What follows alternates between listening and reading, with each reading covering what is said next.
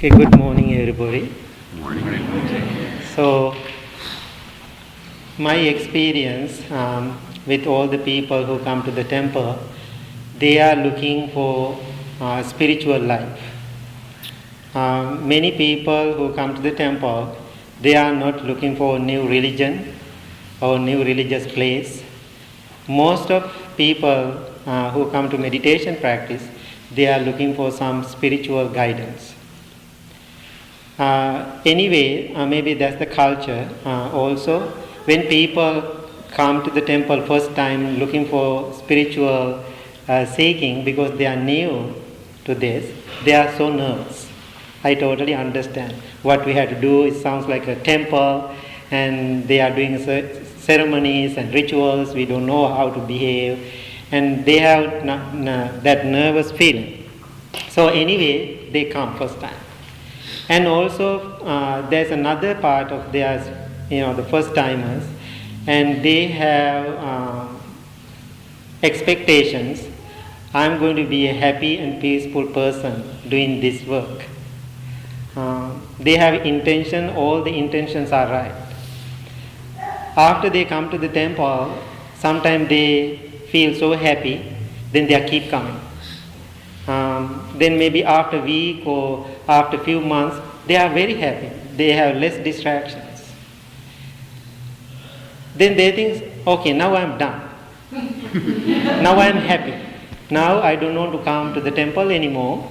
I don't want to go to meditation anymore because I'm happy now. Now I know how to handle that. Then people, my experience, people go back and they think, I have to have fun, I have to enjoy my life. That's totally understandable, it's totally fine. Then, after a week or two later, when they don't continue the practice, then they distract again.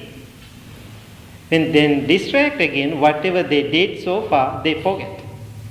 Then again, they are in the same place, worrying and sad and anxiety. So I have a really good experience. One time when I was out of state, not in Illinois, one person came to me and said, I want to talk to you. There's no place for me to sit and talk. Finally, we went to the Starbucks. So the mother and the daughter both came, and she was suicidal mood. That's the way she felt. I'm tired with this life. I don't want to do anymore. And there's no value of this life, and tired, exhausted, and so many complaints about the life.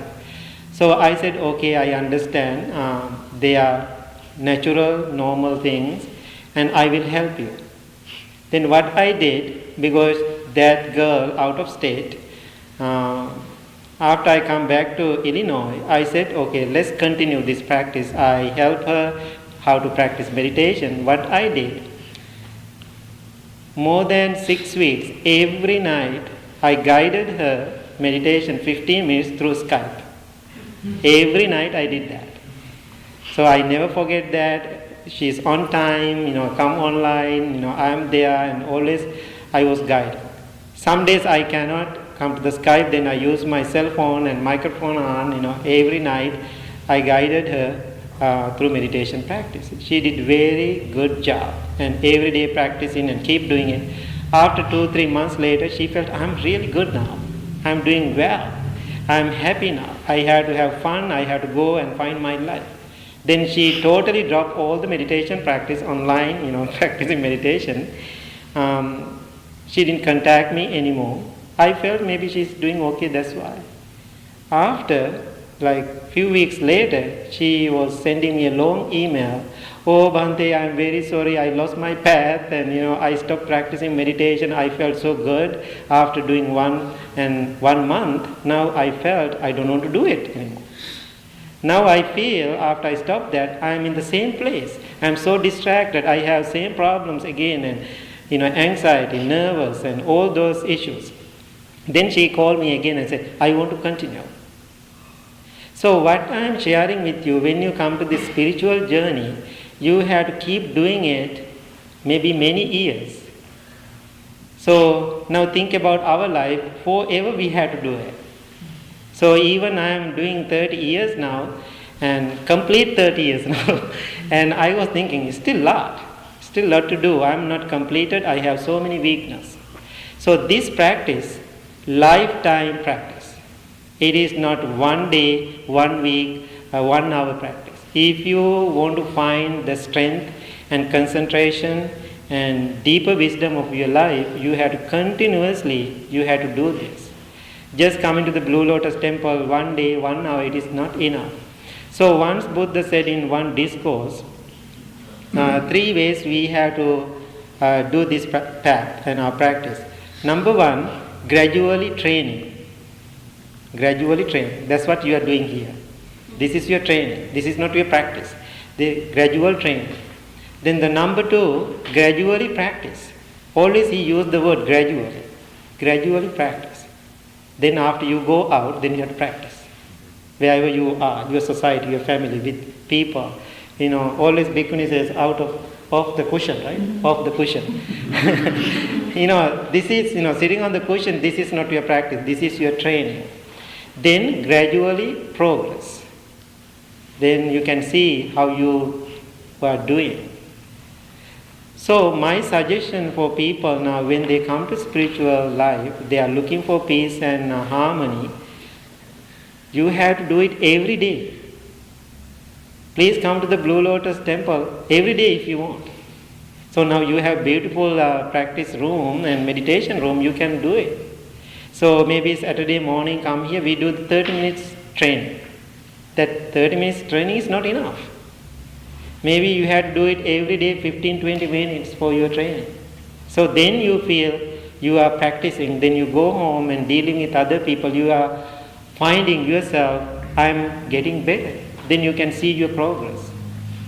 So today I am going to talk about some factors leading to your spiritual development. Okay, Ta, please turn on. So you can see these 8 things we are talking today.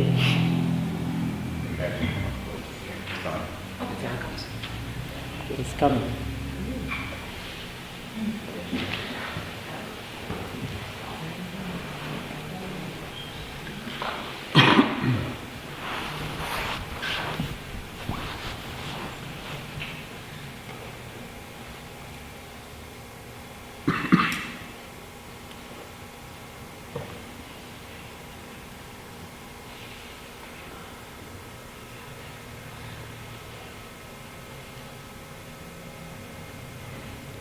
Okay, factors leading to positive spiritual development.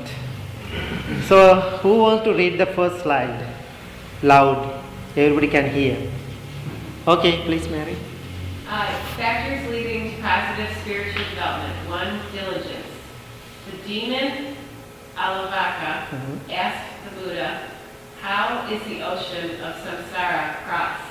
The Buddha answered, by diligence is the ocean crossed. Who knows samsara? The word samsara. Samsara is the cycle of rebirth. Okay, birth and death. So the number 1 is the diligence. What is diligence? Let's talk. So when you doing your spiritual journey, you have to have diligence. What is diligence? What is diligence? You have to stick with it. Yes, stick with it.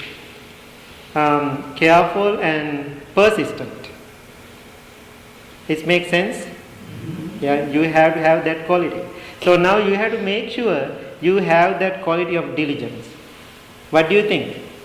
When you come to this practice, when you come to the temple, now after you start your meditation practice, do you have diligence? You feel it? You have the diligence?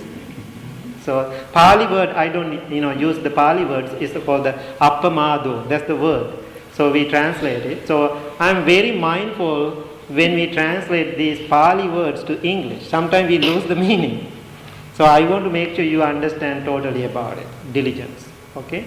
So number 1, we have to have diligence for positive spiritual development. Any question about diligence? It makes sense to everybody? I just wanted to say that for me, when I started meditation, it was fairly low on my priority list. of my life. Mhm. And then over 7 or 8 years, it's just risen up. Mhm. And so I think it's empowering to think about you can actually put something higher in this. Yeah, exactly. Put down again, right? So, I think that was really helpful. Now you feel whatever you are doing is affecting to your life, right? Yeah. So that's why it's coming to the priority now. It's just higher on my list. Before it was sort of lower. Yeah, exactly. So many people I experience, they don't give the priority for your meditation practice daily. So people say, when I have time, Right. when do you have time for that? So you have to make the time to do it. So that's a good comment. Any other thoughts about diligence?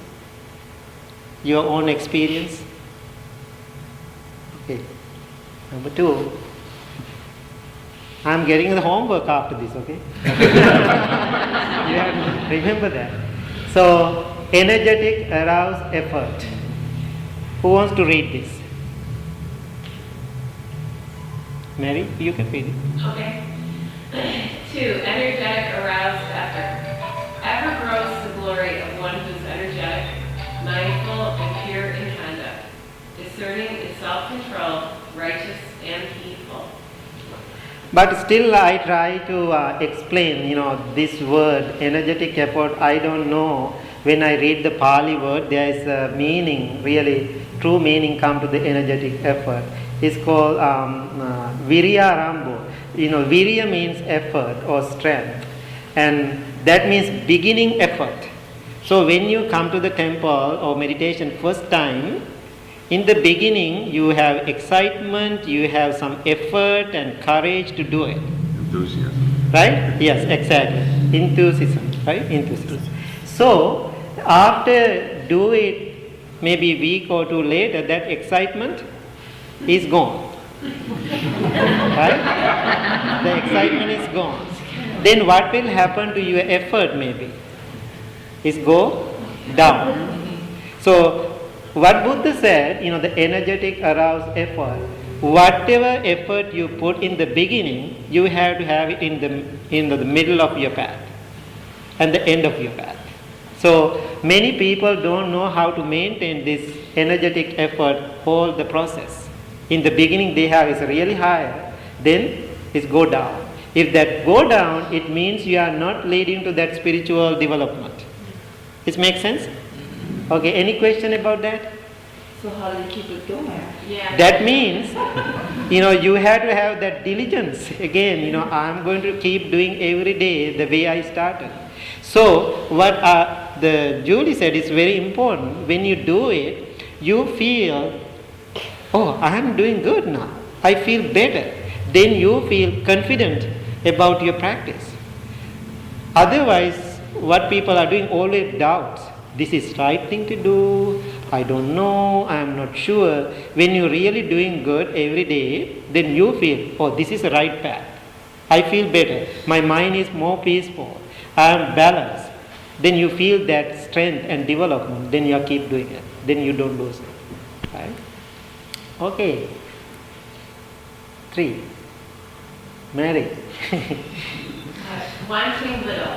This is what should be done by one who is skilled in goodness and who knows the path of peace.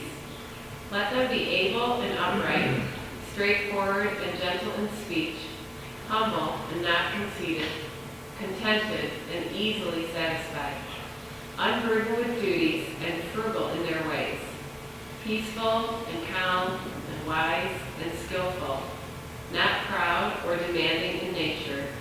Let them not do the slightest thing that the wise would later reprove. Okay. So want little. What it makes sense. Wanting little. What is the connection with the spiritual development? Wanting little. We can lessen our attachment. Yes. So how about wanting more? How do you feel when you feel I want more? I'm here especially talking about our material wanting. So how you feel? I want to have this. I want to have a new car. I want to have a new house. Maybe you have a house, right? Then you feel I want to have a new house. I want to have maybe another pair of shoes. Even you have 15. So how you feel when you need more? Huh? Wanting more is a state of craving Yeah, craving. and unfulfillment. Right, exactly. Yes. Dissatisfaction. Yeah, dissatisfaction. So then you feel not enough. Then to have those things, what you have to do? You have to lose your money. Right? You lose your money. Then you have to make more money. That means you have to wake up early morning, go to work. And if you want to have a most expensive watch, then you have to make money to get that. Then after you buy that watch, there's no time to watch that. So, when you really want to develop your spiritual journey, we don't want a lot. Whatever you have is enough right now to practice, right? Is that where like desire comes in? Yes, desire, desire. So this morning I was thinking about it. So I have so many things. If you come to the house, you can see, oh, Bhante have a lot of stuff. Right? You will see that. Then, you see all the material things around me. If I separate totally myself from the Blue Lotus Temple and my community or my monastic or whoever around, I don't have anything. So all the things I have around me for our use, not my use, just for my use. So most of things I collected for the temple, for the activities, so many books, and if I separate myself, I'm done, I'm leaving, then only thing I have my robes and few other things. I think I have to take my computer, right? Right, exactly. iPhone. So for our spiritual development, we don't want that many things. So if you want to make yourself happy and cultivated mind, so you have to have very little things. More things making you more distracted and more desire and more attachment. Be mindful about that. Okay, next one. Contentment. Full of joy and contentment in the Buddha's teaching, the monk will attain peace, the bliss of stilling conditioned things. For a wise monk in this teaching, this is the beginning of the practice leading to nibbana, control of the senses, contentment, and restraint according to the fundamental precepts. Okay, what is contentment? Yes? That's sort of the result of, Being satisfied. just to say that's sort of the result of wanting little. Right, wanting little. So, there was a question, wanting little and contentment, what is the difference? I was just going to say I have a backache.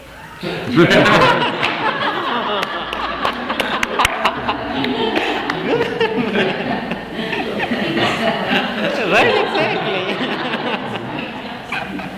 So, what is the difference? Contentment and wanting little. The wanting little, I think, go with the material needs, right? The contentment with the mind, our mental attitude. So, what is the opposite of the contentment? Dissatisfaction. So, when we are not satisfied, how do you feel? Your feeling, your physical and mental feeling. Explain to me. Restless? Huh? Restless? Restless. So my analogy, dissatisfaction or we don't have contentment, like a thirsty dog. That's what I realize about the contentment. About my dissatisfaction or my contentment, that's how I understand. Think about the nature of the thirsty dog. You have dogs, right? Yeah. When they are thirsty, how they act? Anxious. Anxious and tongue out and running around, and what he is looking for? He has something to drink. So think about when we have a thirst, then you have to drink something. After you drink, how do you feel? Satisfied. So what we have to do the same thing. Try to understand contentment is we feel enough. Does it make sense? We feel enough. If you don't have that feeling, very difficult to satisfy ourselves. It is a mental and our practice. Contentment. What's the Pali word for contentment? Santutti. Yes, Santutti. I didn't use all the Pali words. If anybody wants to know the Pali words, I can teach it later. Okay? So, any question about the contentment? I just want to comment that contentment is very temporary too, so that we'll drink again.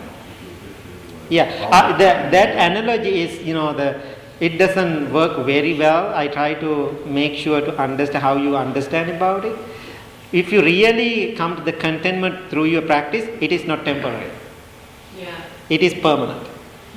Then it's come from your inner wisdom through your practice. That practice, then you feel satisfied. This makes sense? Yeah. It is permanent. Okay. Number 5.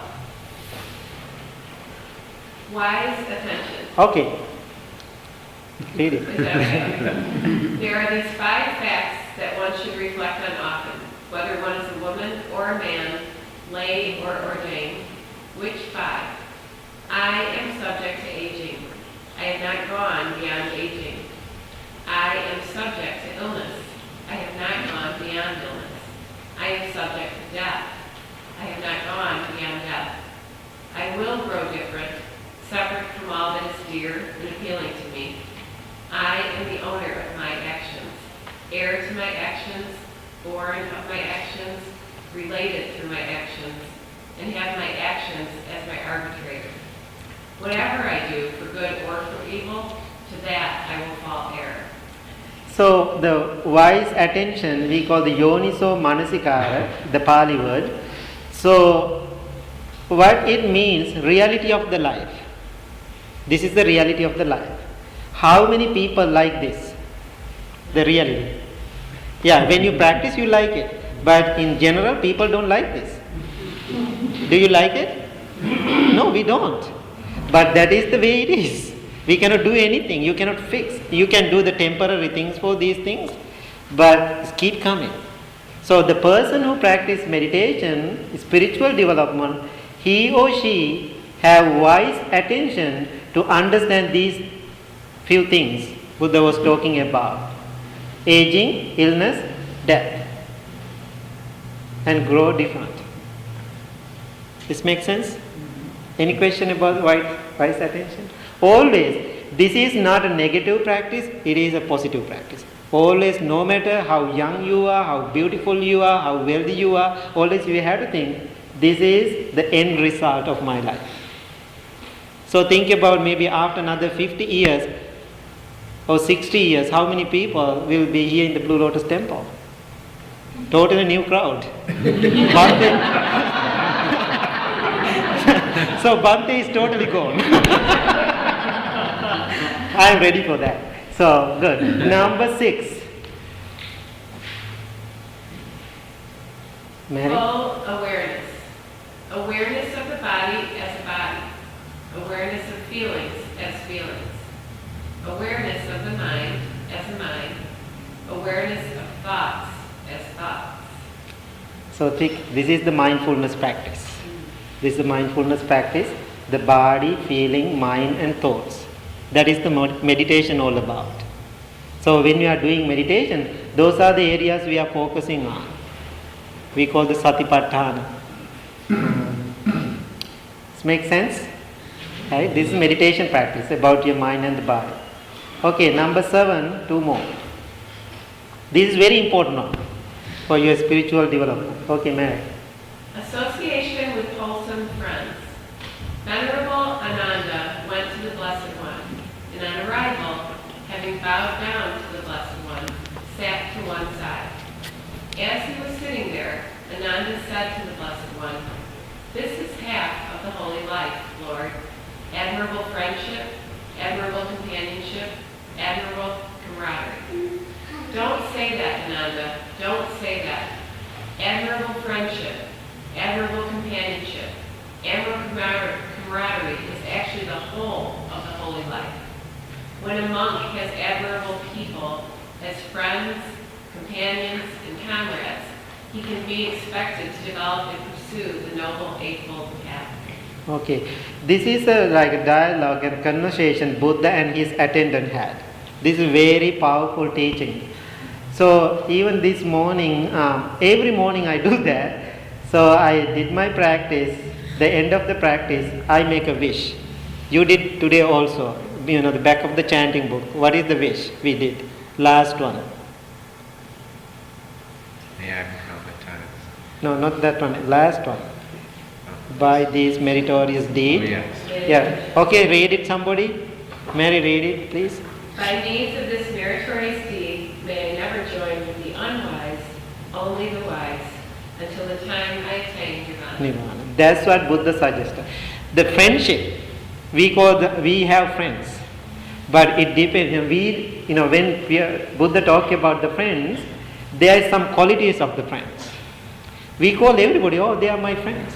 So sometimes we have friends. If somebody asks you to go, okay, let's go to the bar and drink. You call them also friends, right? But according to the Buddha's teaching, they are not true friends. So then we call the noble friends. The good noble friends, they never ask you to go to the bars. Don't get offended if somebody goes there. But this is the one Buddha said. So always noble friend and companion, always guiding to good things. Always guiding to good things. Sometimes people say when I try to help people, always that's my job. Oh, Bhante, you are pain in neck. Right? Always I am reminding people to do these things, and that's the friendship. When I do that, sometimes people don't like it. I don't care. I don't care, but my friendship, I always pushing and asking, text messaging, how you are doing, did you do the meditation, where did you go, I didn't see you last Saturday, and you don't come to the temple anymore, and keep looking for these people. That is the friendship. Then Buddha said there are two different friends in the world. One friend always guiding you to heaven. Guiding you to heaven. That means happiness. Guiding you to the happiness. There's other friend, Buddha said, guiding you to the hell. You have so many experiences about it. So be careful when you pick people you call friends. So you have to find spiritual, noble, the human being as your friends who is guiding you to your happiness and joy. This makes sense? You totally understand friendship is very important in our spiritual journey? Okay, good. Last one. Devotion to the good and non-devotion to the bad. Develop good thoughts and abandon bad thoughts. And what monks is right effort? 1. There is the case where a monk generates desire, endeavors, activates persistence, upholds and exerts his intent for the sake of the non-arising of evil, unskillful qualities that have not yet arisen. 2. He exerts his intent for the sake of the abandonment of evil, unskillful qualities that have arisen. 3. He exerts his intent for the sake of the arising of skillful qualities that have not yet arisen. 4. He exerts his intent for the maintenance, non-confusion, increase, plenitude, development, and culmination of skillful qualities that have arisen. This month is called right effort. Why? I didn't even, okay. Okay, so now there's, the devotion to the good and non-devotion to the bad. Any questions about it? Do you understand what Buddha talking about? So any other questions? Those are the 8 factors for positive spiritual development. It makes sense to everybody? So now what I really want to remind you, just coming to Blue Lotus Temple Saturday or Monday night, that is not enough. That is not enough. But you are doing a great job. I like it. So I have to encourage you to make sure these 8 things you are considering always when you do this practice.